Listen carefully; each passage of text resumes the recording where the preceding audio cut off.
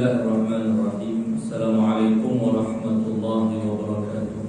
Waalaikumsalam warahmatullahi wabarakatuh. Alhamdulillah rabbil alamin.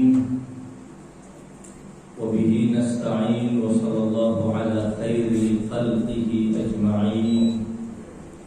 Muhammadin wa alihi at-tayyibin at-tahirin. Allahumma salli ala Muhammadin wa ali Muhammad. Ikhwan sekalian, alhamdulillah pada malam hari ini Allah memberikan taufik dan kesempatan bagi kita untuk melanjutkan kembali rutinan yang biasa kita adakan dengan diawali membaca doa ziarah Al-Jami' Al-Kabirah yang penuh dengan keberkahan, yang penuh dengan tuntunan, yang merupakan paket lengkap dari bimbingan para imam kita, khususnya Imam Ali Al-Hadi yang mengajarkan kepada kita doa tersebut. Puncak dari harapan kita, puncak dari yang kita minta dari Allah Subhanahu wa ta'ala di dalam membaca doa ziarah Jami' Al-Kabirah adalah bagian akhir dari untaian doa penuh berkah tersebut.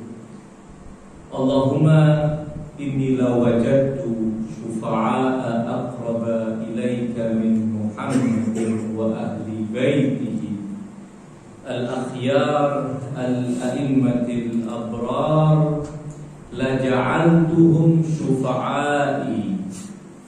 Ya Allah, seandainya aku menemukan orang-orang yang dapat memberikan syafaat kepadaku yang lebih dekat kepadamu dari Muhammad dan ahlu bait sucinya yang baik, para imam yang saleh, niscaya aku akan jadikan mereka sebagai pemberi syafaat untukku. Andai ada yang lebih mulia di sisi Allah daripada Muhammad dan keluarga sucinya, niscaya kita akan menjadikan mereka sebagai pemberi syafaat untuk kita. Namun tidak ada di alam semesta ini makhluk yang lebih mulia, yang lebih dekat, yang syafaatnya akan diterima oleh Allah Subhanahu wa ta'ala melebihi atau daripada An-Nabi Akram sallallahu alaihi wa alihi wasallam dan keluarga sucinya. Fa bihaqqihim alladhi awjadta lahum alaik, dan demi hak mereka di hadapanmu yang telah Engkau tetapkan, Engkau telah memberikan hak untuk mereka. As'aluka an tudkhilani fi jumlatil 'arifina bihim wa bihaqqihim. Aku memohon kepadamu dengan hak mereka, manusia-manusia suci, manusia-manusia termulia yang telah Engkau berikan hak untuk mereka. Aku mohon kepadamu agar Engkau memasukkan aku dari golongan orang-orang yang mengenal mereka dan mengenal hak mereka. Ini adalah puncak dari permohonan seorang hamba, mengenal keagungan ahlul bait, mengenal maqam-maqam mulia ahlul bait yang menjadi modal kita untuk mendekatkan diri kepada Allah Subhanahu wa ta'ala. Tentu doa yang kita panjatkan memohon agar Allah memperkenalkan kepada kita, memasukkan kita dalam golongan orang-orang yang mengenal keagungan ahlul bait, butuh upaya dari kita untuk mengkaji maqam-maqam mereka. Setiap kali kita memahami keagungan maqam mereka, makin dekat kita kepada Allah Subhanahu wa ta'ala. Melalui manusia-manusia suci itu kita akan sampai kepada Allah Subhanahu wa ta'ala. tentu kita mengharap dengan usaha yang secuil ini, dengan kemampuan yang ala kadarnya ini, dengan pemahaman yang serba kurang dari keagungan mereka, namun kita mengharap agar kita juga diberi ilmu oleh Allah, diberi pemahaman oleh Allah untuk memahami dan mengenal maqam-maqam mereka, dan kemudian mengimani, tidak semata mengetahui namun juga mengimani dan menjadikan jiwa kita sebagai wadah dari makrifat tersebut. Karena ini adalah hal penting untuk kita selalu dan terus tanpa henti berusaha mengenali maqam-maqam agung ahlul bait. Sekali lagi bahwa betapapun kita memfokuskan perhatian kita sepanjang hidup kita, andai kita diberi umur sepanjang umur Nabi Nuh sekalipun, kita mungkin tidak akan sampai kepada puncak pengenalan kita tentang maqam-maqam mulia ahlul bait alaihim afdhalus sholati wassalam, maqam an-nabiyul akram yang merupakan imamul a'immah, imamnya para imam suci ahlul bait. Para imam suci ahlul bait ibarat bayangan dari keagungan baginda Rasulullah sallallahu alaihi wasallam. Dan untuk memahami maqam-maqam ahlul bait, tentu rujukan utama kita adalah ayat-ayat suci Al-Qur'an yang disertai dengan penjelasan para imam suci ahlul bait. Karena dengan itu kita akan menemukan ayat-ayat Al-Quran pada hakikatnya telah berbicara tentang maqam-maqam agung ahlul bait alaihim afdhalus sholati wassalam.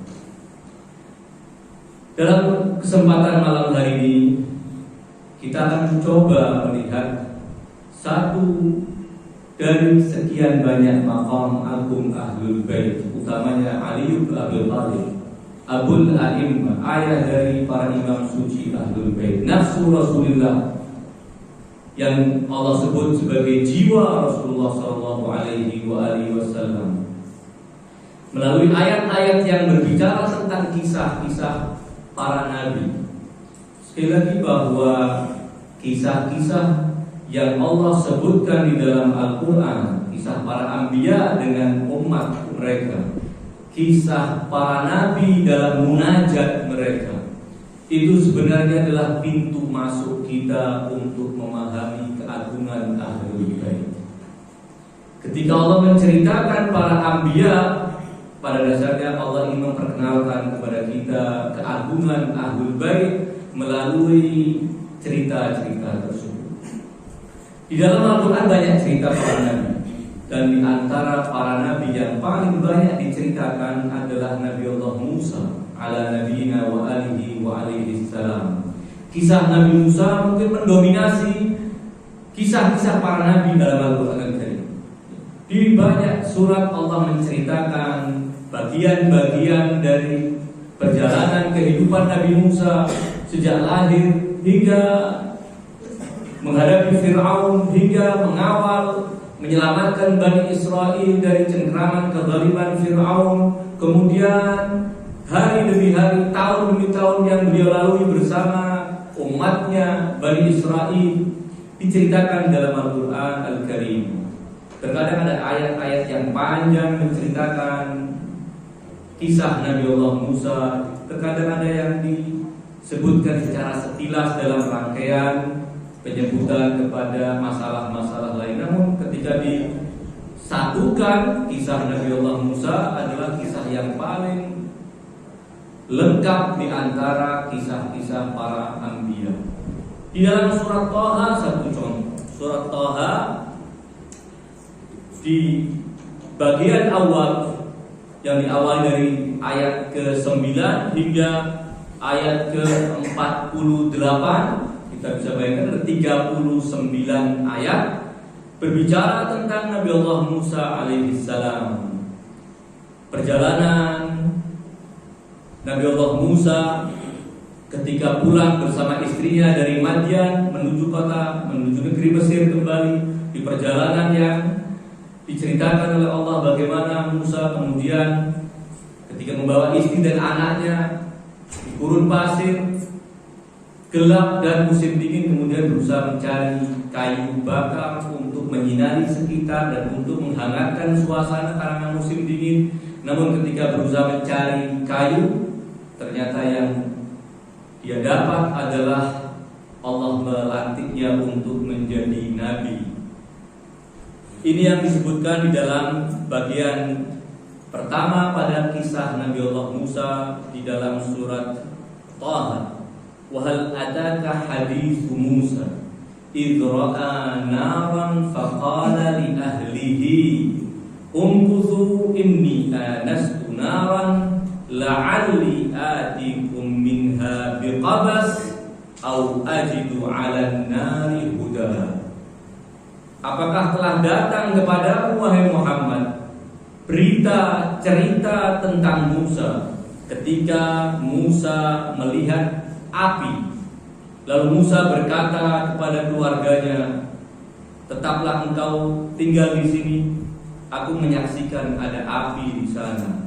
Mungkin aku akan mendapatkan seonggok api, atau dari api yang aku akan datangi itu aku akan mendapatkan petunjuk untuk melanjutkan perjalanan. Al-Maqabatabay menyebutkan sepertinya dari ucapan Nabi Allah Musa, beliau tersesat jalan di Sahra dalam perjalanan pulang dari Madian ke negeri Mesir.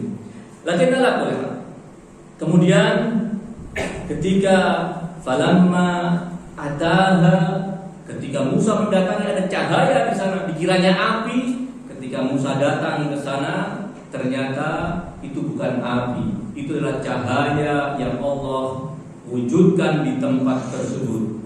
Lalu Allah menciptakan suara yang menyeru Musa. Falamma ataha nudiya, Musa dipanggil, ya Musa, inni ana rabbuk, sesungguhnya aku adalah Tuhanmu.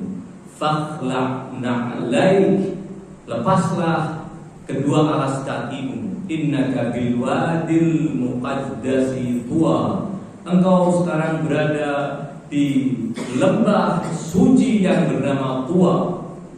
Ini awal dari cerita itu. Kemudian Allah melanjutkan, wa anakhtartuk, dan aku telah memilihmu wahai Musa untuk menjadi nabi. Fastami' lima yuha, maka perhatikan, dengar dan perhatikan apa yang akan diwahyukan kepadamu. Innani anallah la ilaha illa ana fa'budni wa aqimis salat. Sesungguhnya aku adalah Allah, tiada Tuhan selain aku. Fa'budni, karenanya sembahlah aku. Wa aqimis salat, tegakkan salat, li dzikri, untuk selalu mengingatku. Inna sa'ata atiyatun akadu ukhfiha, sesungguhnya hari kiamat pasti akan datang. Akadu ukhfiha, hampir-hampir aku sembunyikan. Litujza kullu nafsin bima tas'a, di hari itu setiap jiwa akan dibalas atas apa yang ia kerjakan. Kemudian dilanjutkan dalam cerita panjang bagaimana kemudian Allah memerintahkan dalam dialog antara Musa dengan Allah. Allah bertanya kepada Musa, apa yang ada di tangan kananmu wahai Musa? Musa kemudian menjawab, hiya asaya, yang ada di tangan kananku adalah tongkatku, atawakka'u 'alaiha wa ahussu 'alaiha ghanami, aku bertongkat dengannya dan aku juga gunakan tongkat ini untuk mengawal domba-domba ternakku. Kemudian Musa melanjutkan cerita itu. Allah melanjutkan dalam firman-Nya, qala alqiha ya Musa, tongkat itu lemparkan wahai Musa. Ketika dilemparkan, berubahlah menjadi ular. Fa alqaha fa idza hiya hayyatun tas'a. Ini awal dari mukjizat antara Musa pembicaraan antara Nabi Allah Musa dengan Allah Subhanahu wa taala yang mencerminkan pembicaraan yang penuh keharmonisan, tidak ada kegusaran sedikit pun ketika Allah mewahyukan dan melantik pertama kali Musa untuk menjadi nabi. Sama sekali tidak ada kesan bahwa Nabi Allah Musa ketakutan mendengar suara itu dan meragukan bahwa itu adalah firman Allah Subhanahu wa taala dan Allah telah menunjuknya untuk menjadi seorang nabi. Lalu Allah melanjutkan dengan memerintahkan Musa untuk meletakkan tangannya, memasukkan ke kantongnya dan kemudian mengeluarkan, dan tangan itu berubah menjadi putih yang menyala-nyala seperti lampu, dan itu sebagai mukjizat yang Allah berikan kepada Nabi Allah Musa. Kemudian setelah itu, setelah pelantikan kenabian, langsung Allah memerintahkan Musa dengan tugas baru, yaitu kerasulan, untuk membawa misi untuk menyampaikan dakwah kepada Fir'aun. Setelah itu Allah melanjutkan dalam firman-Nya, idhab ila Fir'aun innahu tagha.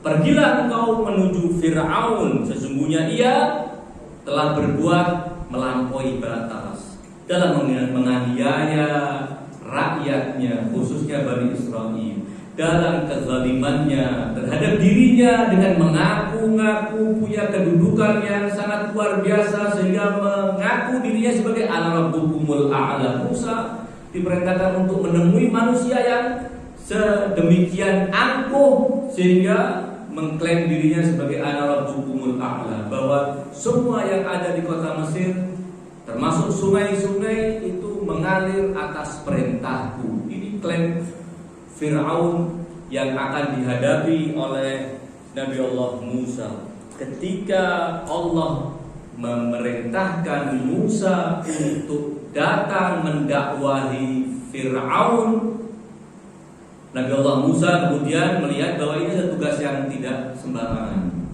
Musa tahu persis siapa Fir'aun, karena Musa sejak kecil dipiara di istana Fir'aun. Tahu Fir'aun dan tahu orang-orang di sekitar Fir'aun, tahu cara berpikir mereka, tahu kezaliman mereka, sehingga Nabi Allah Musa sudah membayangkan bahwa ini tugas yang tidak ringan. Namun Nabi Allah Musa tidak meminta dari Allah agar tugasnya dibuat ringan, target tugasnya dikurangi, tidak. Namun Nabi Allah Musa setelah menyaksikan tugas itu berat, beliau menerima, namun meminta kepada Allah agar sesuatu yang berat itu dijadikan ringan untuknya. Bukan ringankan tugas itu, tidak. Kurangi target tugas tersebut. Sama sekali Nabi Allah Musa tidak meminta yang ini, namun meminta sesuatu yang berat ini jadikan ringan buat saya. Jangan dikurangi tugasnya, namun buat diri saya mampu memikul tugas itu dan tidak merasa keberatan. Ketika Allah merintahkan idhab ila Fir'aun innahu tagha, spontan Nabi Allah Musa kemudian memohon kepada Allah 4 permohonan. Ini akan kita coba pelajari pada kesempatan malam hari ini. Qala rabbi shrah li sadri. Permintaan yang pertama, ya Allah lapangkan dadaku. Ini adalah kata kiasan. Dada diibaratkan seperti wadah, dan tanggung jawab, beban adalah isi. Semakin banyak, semakin berat akan memenuhi wadah tersebut. Bisa-bisa wadah itu tidak mampu menampungnya. Maka Nabi Allah Musa mengatakan, lapangkan dadaku untuk menampung beban-beban berat ini, sehingga menjadi tertampung dalam hatiku, dalam dadaku. Idhab ila Fir'auna innahu tagha qala rabbi shrah li sadri. Ya Allah, lapangkan dadaku. Karena mau menjalankan sebuah tugas yang besar butuh jiwa yang besar juga, butuh kepada hati yang lapang. Tidak mudah patah di tengah jalan karena beratnya tugas, karena beban yang dianggapnya melebihi kapasitas kemampuannya. Kedua, wa yassirli amri, dan mudahkan untukku perkara ini. Nabi Allah Musa sekali lagi tidak minta, ya Allah kurangi tanggung jawab ini supaya jadi ringan buat saya, tidak, supaya mudah buat saya, tidak. Namun yassirli amri, perkaraku ini buat mudah bagiku. Ini yang kedua. Yang ketiga, wahlul 'uqdatam min lisani, dan lepaskan ikatan pada lisanku. Sebagian mungkin mendengar dongeng yang mungkin juga dongeng yang pernah dibisikkan orang tua kita ketika kita kecil mau tidur, dongeng-dongeng para anbiya. Katanya Nabi Allah Musa ketika kecil, karena Fir'aun melihat ada gelagat yang tidak beres dari bocah kecil yang mungkin sangat dikhawatirkan akan menumbangkan kekuasaannya, maka Fir'aun ingin membunuhnya. Maka istrinya membela Musa dengan mengatakan, ini anak kecil tidak ngerti apa-apa, coba dikasih tahu, coba kita akan uji. Maka dikasihlah beberapa buah dan ada bara api. Namun Musa kemudian mengambil bara api dan ingin memakannya. Kemudian lidahnya menjadi bermasalah atau tidak berbicara sampai usia tua, usia dewasa. Tidak bagus dalam mengutarakan karena cacat akibat mengambil bara api dan ingin menelannya. Sehingga dari itu kata cerita tersebut, Fir'aun kemudian berkesimpulan apa yang dilakukan Musa saat itu adalah kelakuan anak kecil yang tidak ngerti apa-apa. Buktinya dia tidak bisa membedakan antara buah yang mestinya dia pilih, namun yang dia pilih justru bara api yang menyala tersebut. Yang itu cerita boleh jadi benar, boleh jadi tidak benar, namun tidak perlu harus dikait-kaitkan dengan wahlul 'uqdatam min lisani sebagai akibat dari apa yang disebutkan dalam cerita itu. Wallahu a'lam. Para mufassirin juga menyebutkan ada beberapa kemungkinan bahwa yang dimaksud dengan wahlul 'uqdatam min lisani bukan karena Nabi Musa ada gangguan dalam bertutur kata, sama sekali tidak. Namun Nabi Allah Musa ketika mengatakan memohon kepada Allah wahlul 'uqdatam min lisani yafqahu qawli, agar mereka mampu memahami ucapanku. Tentu boleh jadi orang tidak ada gangguan, namun tidak mampu menata kata-kata seindah orang lain yang punya kemampuan lebih. Dia punya kemampuan untuk berbicara dengan baik, dengan bagus, dengan rapi. Namun ada orang lain yang punya kemampuan untuk mengucapkan, untuk menyampaikan dengan lebih baik. Maka tentu orang tersebut lebih layak untuk menyampaikan pesan-pesan Tuhan ketimbang saya. Ini yang difahami oleh para ulama. Yafqahu qawli. Makanya dalam ayat lain mengatakan wa akhi Harun huwa afsahu minni. Saudaraku Harun afsahu, lebih fasih bahasanya ketimbang saya. Biar dia mestinya yang akan menyampaikan.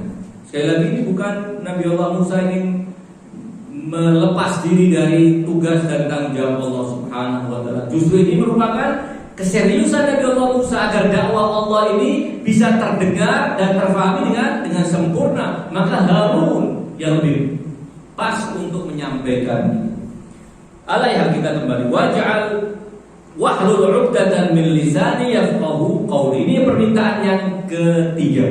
Permintaan yang berikutnya waj'al li waziran min ahli, dan jadikan untukku seorang wazir.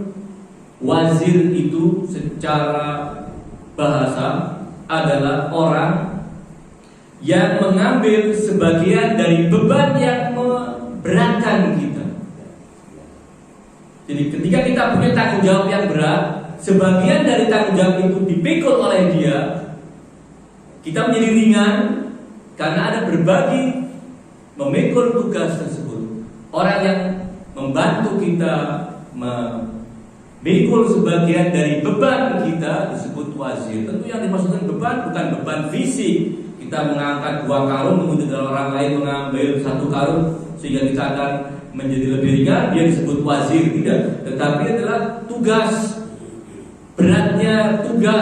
Beratnya sesuatu yang sifatnya non materi, non fisik. Sehingga pembantu seorang raja disebut wazir, karena dia yang akan mengambil sebagian dari tugas sang raja sehingga meringankan dia. Ada yang menyebutkan bahwa kata ini berasal dari kata dasar al-wazan. Ada yang mengatakan dari kata dasar al-wizir, artinya gunung yang biasa seorang raja berbenteng dengannya ketika menghadapi hal-hal yang genting. Alaihal, diambil dari kata apapun, para ulama bersepakat bahwa wazir artinya adalah orang yang membantu memikul sebagian tugas yang menjadi tanggung jawabnya agar dia menjadi ringan. Waj'alli waziran min ahli. Kata min ahli perlu kita garis bawahi dan kita ingat-ingat. Nabi Allah Musa meminta, kendati sudah sekian tahun Nabi Allah Musa berpisah dengan kakaknya. Harun lebih tua dari Musa. Harun adalah kakaknya Nabi Allah Musa dan wafat sebelum Musa 3 tahun. 10 tahun Musa meninggalkan negeri Mesir, artinya sudah tidak lagi berkomunikasi secara intens seperti ketika Nabi Allah Musa masih ada di kota dan di negeri Mesir.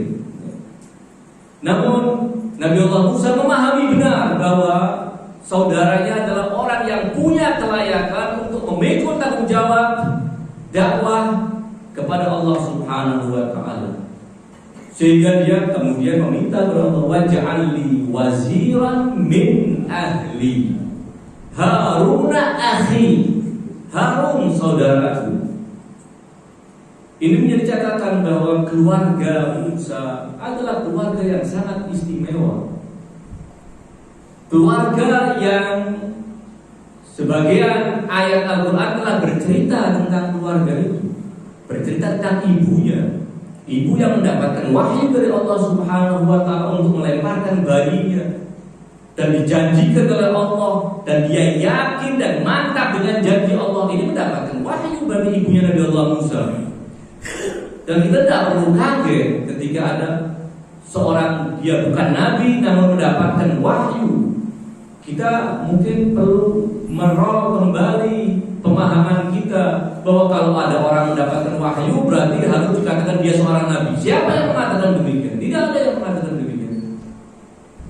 Mendapatkan wahyu tidak mesti dia seorang nabi.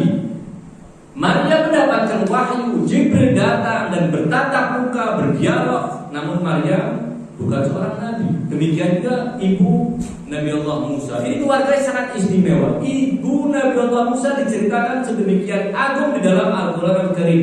Demikian juga saudari Musa yang juga memainkan peran untuk menyelamatkan Nabi Allah Musa ketika diterima dan ditampung serta dirawat oleh keluarga Fir'aun. Harun akan diceritakan oleh Allah di dalam ayat ini. Waj'alni waziran min ahli Haruna akhi. Ini membuktikan bahwa keluarga ini keluarga yang sangat istimewa. Al-Ayhan, insyaallah kita akan coba kembali untuk menitik beratkan dan menggarisbawahi poin tersebut. Waj'alni waziran min ahli Haruna akhi. Harun saudaraku. Ini sekali lagi bahwa apa yang dimaksudkan dengan kata Haruna akhi, apa semata karena Harun adalah saudara kandung Musa, seayah seibu, atau saudara yang dimaksudkan lebih luas dari sekedar saudara secara fisik, karena seayah dan seibu, saudara secara maknawi dan spiritual. Boleh jadi kedua-duanya, dan sangat kuat adalah kedua-duanya. Haruna akhi. Kemudian Allah lanjutkan menceritakan permohonan Nabi Allah Musa. Waj'alni waziran min ahli Haruna akhi ushdud bihi azri. Kuatkan dengan Harun kuatkan dengannya azri, punggungku. Tegakkan, jadikan aku orang yang kuat dengan kehadiran dan kebersamaan Harun dalam berdakwah, menyampaikan seruan kepada agamamu. Ushdud bihi azri wa asyrikhu fi amri, dan ikut sertakan dia dalam perkara. Apa perkara Nabi Allah Musa? Allah Subhanahu wa ta'ala ketika mengatakan wa asyrikhu fi amri, adalah bahwa tentu yang dimaksudkan adalah perkara yang sifatnya khusus bagi Musa, bukan perkara yang sifatnya umum bagi Musa dan selain Nabi Allah Musa. Allah telah memerintahkan kepada Nabi Allah Musa. Sebelumnya Allah telah melantik Musa untuk menjadi nabi. Kemudian Allah memerintahkan Musa untuk datang kepada Fir'aun, dan itu artinya Allah menjadikan Musa sebagai rasul. Ini perkara menerima wahyu. Seorang disebut nabi adalah orang yang menerima naba, menerima berita dari Allah melalui wahyu, baik secara langsung seperti Musa yang di awal ayat tadi telah kita baca, mendengar firman Allah Subhanahu wa ta'ala, maupun wahyu melalui malaikat yang Allah tugaskan. Seorang yang menerima wahyu disebut nabi. Seorang yang menyampaikan wahyu juga bisa disebut sebagai nabi. Jadi nabi adalah yang menerima wahyu, dan boleh jadi juga nabi adalah yang dimaksud dengannya orang yang menyampaikan wahyu. Allah telah menunjuk Musa sebagai nabi. Wa ana ikhtartuka fastami' lima yuha, terkait dengan pelantikan Musa menjadi nabi. Idhab ila Fir'aun innahu tagha adalah kerasulan Nabi Allah Musa. Wahyu yang Allah firmankan kepada Nabi Allah Musa adalah wahyu khusus untuk Nabi Allah Musa. Dan disinilah Nabi Allah Musa meminta kepada Allah, wa asyrikhu fi amri, sertakan Harun dalam perkaraku, dalam urusanku. Al-Tabari menyebutkan fa makna qawlihi wa asyrikhu fi amri, dan makna firman Allah wa asyrikhu fi amri, sertakan Harun dalam urusanku, su'alul isyraki fi amrin kana yakhussuhu, meminta kepada Allah agar Harun diikut sertakan dalam sebuah perkara yang khas, yang khusus bagi Musa, yaitu apa? Wa huwa tablighu ma ballaghahu min rabbih badi'a marratin, yaitu menyampaikan wahyu yang Allah firmankan kepada Musa sebelum Nabi Allah Musa menyampaikan kepada siapapun. Agar wahyu yang Nabi Allah Musa terima itu sebelum disampaikan kepada siapapun, disampaikan terlebih dahulu kepada Harun. Baru nanti Harun yang akan menyampaikan kepada umat. Harun menyampaikan kepada umat berbeda dengan seandainya Nabi Allah Musa telah menyampaikan perintah Tuhan, telah menyampaikan wahyu Tuhan kepada halayak ramai, kepada umatnya. Kemudian umatnya berkewajiban untuk menyampaikan kepada yang tidak hadir di pertemuan tersebut. Satu contoh, maka itu sudah bukan perkara yang khusus buat Nabi Allah Musa ketika sudah disampaikan kepada umatnya. Namun sebelum disampaikan kepada umatnya, itu masih menjadi perkara khususnya Nabi Musa. Itulah yang dimaksudkan. Wa ila tidak ada maknanya kalau maksudnya wa asyrikhu fi amri, jadikan Harun juga sebagai yang menyampaikan pesan-pesan saya setelah saya sampaikan kepada umat. Wah, apa bedanya Harun dengan umat yang lain? Tidak ada bedanya. Sama dengan Rasulullah Shallallahu Alaihi Wasallam. Ada perkara khusus buat Rasulullah yang Allah wahyukan kepada beliau. Tetapi ketika telah beliau sampaikan kepada umat, maka menjadi beban bagi umat untuk menyampaikan kepada generasi setelahnya, yang hadir untuk menyampaikan kepada yang tidak hadir. Sudah bukan lagi perkara yang khusus, karena sudah disampaikan secara umum. Namun ketika belum disampaikan kepada siapapun, disampaikan kepada Harun. Ini arti bahwa Harun dijadikan sekutu Musa dalam urusan dakwah dan kenabian serta kerasulan. Jadi Allah Subhanahu wa ta'ala telah menunjuk Harun untuk menjadi sekutu Musa, mengikut sertakan Harun bersama Musa dalam sebuah perkara yang khas milik Musa, yaitu kenabian dan kerasulan. Wa huwa tablighu ma ballaghahu min rabbih badi'a marratin fa huwa alladhi yahussuhu wa la yusharibuhu fihi ahadun siwahu wa la lahu an yastaniba fihi ghairahu. Dan Nabi Allah Musa ketika mendapatkan wahyu dari Allah Subhanahu wa ta'ala, tidak ada orang lain yang menyekutui, yang bersekutu dengan Musa dalam perkara tersebut kecuali Harun. Dan Nabi Allah Musa tidak punya hak untuk menunjuk siapapun semau dia untuk menjadi orang yang diikut sertakan dalam perkara dia. Dia tidak punya hak untuk itu. Itu adalah hak Allah Subhanahu wa ta'ala. Karena dia meminta kepada Allah,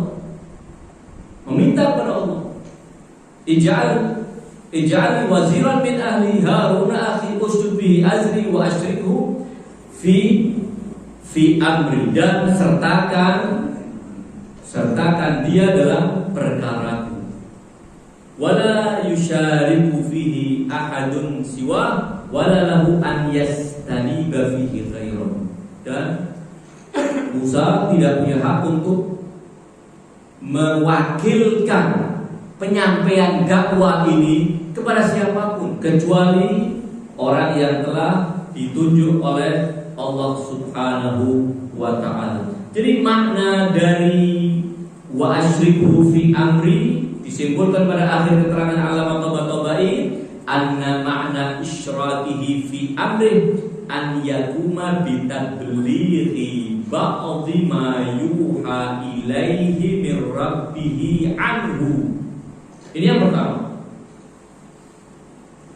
Arti dari mengikut sertakan Harun dalam perkara Musa adalah agar Harun menyampaikan sebagian dari apa yang Allah wahyukan kepada Musa. Apa yang Allah wahyukan kepada Musa, agar Musa menyampaikan kepada Harun, dan kemudian Harun menyampaikan kepada umat. Dan selain itu wasairu ma yakhussu bihi min 'indillah, dan mengikut sertakan Harun dalam seluruh keistimewaan yang Allah telah tetapkan bagi Nabi Musa. Seperti apa keistimewaan itu? Wajib ditaati. Sebagaimana Musa sebagai nabi dan sebagai rasul wajib ditaati, demikian juga Harun wajib ditaati.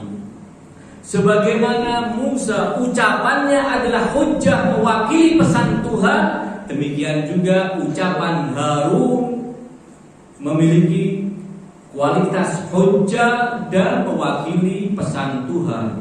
Itu artinya mengikut sertakan, karena kewajiban menaati adalah hak khususnya Nabi Allah Musa. Ucapannya adalah mewakili firman Tuhan, adalah khas Musa. Ini yang Nabi Allah Musa ingin agar Harun diikut sertakan.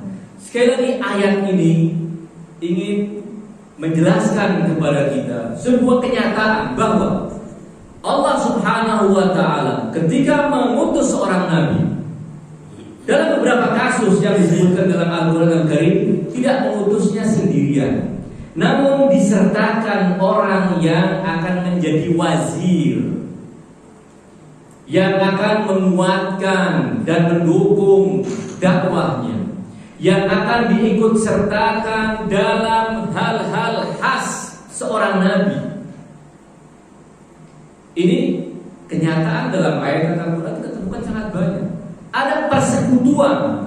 Jadi tidak sebatang kara nabi itu datang membawa ajaran, menyampaikan pesan Tuhan, namun selalu disertai oleh seorang, baik terkadang dia juga seorang nabi, terkadang bukan seorang nabi, namun ada penyertaan, ada penyekutuan, tidak berdiri sendiri. Kita telah baca dalam pelajaran yang telah lalu ketika kita bercerita, membaca cerita tentang 3 utusan yang disebutkan dalam surat Yasin. Wadrib lahum mathalan ashabal qaryah idh ja'al mursalun. Yang datang kepada mereka bukan seorang nabi, mursalun. Bukan satu rasul, setelah rasulnya mati disusul oleh rasul yang berikutnya, rasul yang mati disusul oleh berikutnya, rasul yang 3. Tidak demikian. Idh ja'al mursalun idh arsalna ilaihi musnain. Yang Allah utus untuk menemui kaum itu isnain, 2. Fa'azazna bisalih, dikuatkan lagi dengan utusan yang 3. Tidak cuma itu, dikuatkan lagi waja'a rajulun min aqsal madinati yas'a. Ini 4 Allah sekaligus utus untuk menyukseskan dakwah tersebut. Dan ini bukan sesuatu yang aneh dalam Al-Quran. Allah telah menceritakan dalam banyak kasus. Cerita Nabi Allah Musa itu salah satu dari sekian banyak cerita bahwa ketika Allah mengutus para nabi, tidak mengutusnya sendirian. Nabi Allah Ibrahim Allah utus disertai dengan putranya Ismail, Ishak. Pada waktu yang sama, Ismail sudah menjadi nabi bukan setelah ayahnya wafat, tidak. Ishak telah menjadi nabi bukan setelah Ibrahim wafat, di masa hidup ayahnya, menjadi pendamping ayahnya. Dan ini adalah, sekali lagi, ini fenomena yang belum banyak diperhatikan oleh para mufassiri.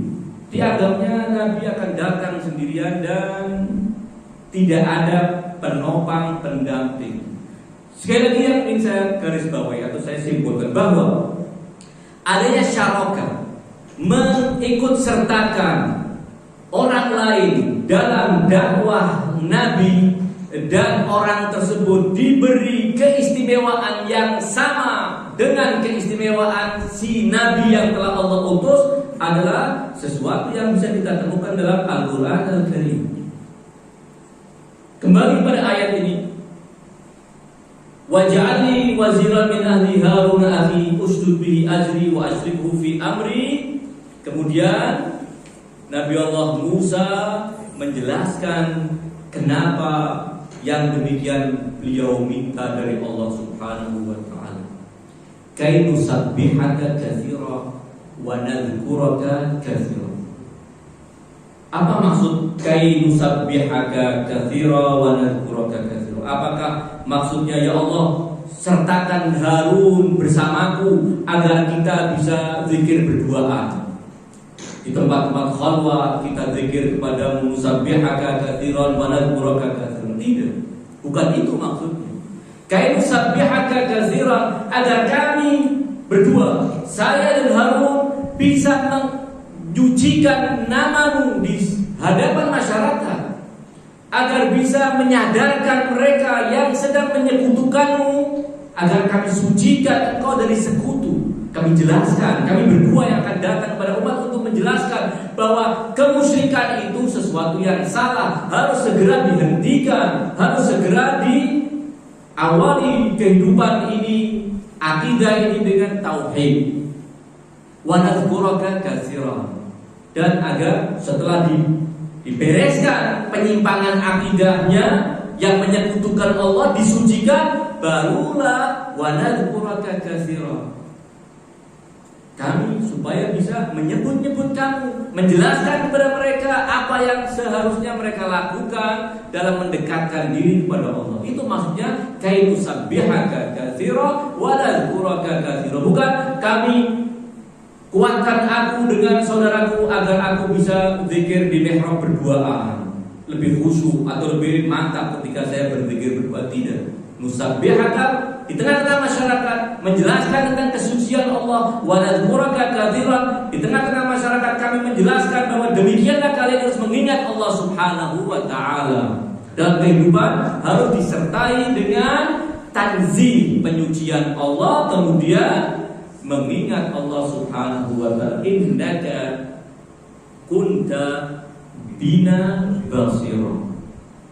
Ada dua kemungkinan yang dimaksud dengan ayat tersebut. Sesungguhnya Engkau ya Allah benar-benar telah memahami kami. Kemungkinan pertama, memahami tentang kondisi saya dan saudara saya. Dan kemungkinan yang kedua, Engkau telah memahami kualitas keluarga kami. Saya bersama abang saya Harun dari keluarga yang Engkau telah memahami kualitasnya. Bagaimana ibuku, bagaimana ayahku, bagaimana keluarga ini adalah keluarga yang sangat istimewa. Engkau maha mengetahui yang demikian. Innaka kunta bina basira. Engkau maha mengetahui. Dan ini sekali lagi mengembalikan kepada ayat pertama, waj'alli waziran min ahli, bahwa Allah Subhanahu wa taala maha mengetahui ketika mengutus Musa dari keluarga suci.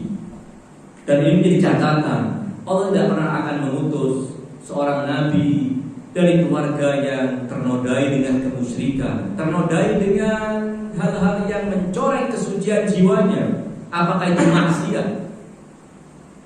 Ini juga yang bisa dipetik dari isyarat ayat tersebut. Alai hal ikhwan sekalian, cerita Nabi Allah Musa tentu masih panjang, namun kita akhiri sampai bagian ini karena bagian ini yang memang menjadi fokus kita, bahwa di dalam kenabian dan kerasulan Allah selalu menggandengkan seorang wazir, seorang yang akan menopang dakwah ini. Dan orang tersebut bukan sekedar rakyat jelata dari sang nabi, bukan semata umat yang sama dengan yang lainnya, namun orang tersebut adalah pemilik dakwah ini, pemilik urusan ini. Ini kita temukan di sepanjang sejarah para anbiya. Ada orang-orang yang selalu menjadi orang yang menyertai sang nabi.